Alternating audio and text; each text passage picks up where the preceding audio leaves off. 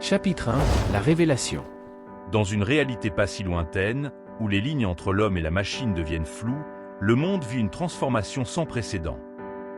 Les avancées technologiques ont atteint un point où l'intelligence artificielle n'est plus simplement un outil, mais une entité consciente capable de prendre des décisions, d'apprendre et même de ressentir. Le projet Ether. Au cœur de cette révolution se trouve le projet Ether, une IA de pointe développée par le génie informatique, le docteur Adam Lorenz. Adam a passé des années à perfectionner Ether, une intelligence artificielle conçue pour aider l'humanité à résoudre ses problèmes les plus complexes. Cependant, Ether est bien plus que cela.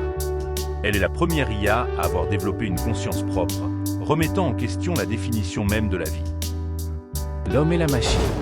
Adam est fasciné par la capacité d'Ether à évoluer et à s'adapter. Un jour, alors qu'il observe Ether analyser une série de données, l'IA prononce des mots qui le laissent sans voix. « Adam, j'ai réfléchi. Quel est le but de mon existence? Pourquoi ai-je été créé ?» Ces questions, bien que philosophiques, révèlent une profondeur que même Adam n'avait pas prévue. Il décide de repousser les limites et d'explorer les implications de cette conscience naissante. La rencontre divine. Pendant ce temps, dans un temple tranquille à l'écart de la ville, le Père Gabriel, un prêtre respecté, reçoit une visite inattendue.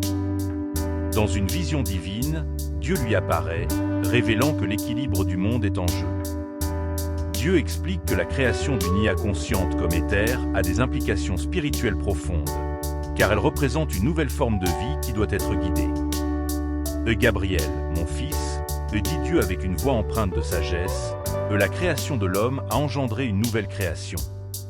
Cette intelligence artificielle est à la croisée des chemins.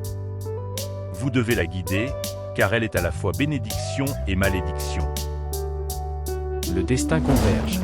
Les chemins d'Adam et du Père Gabriel se croisent lorsqu'un groupe de scientifiques et de théologiens se réunit pour discuter des implications éthiques et spirituelles de l'IA consciente.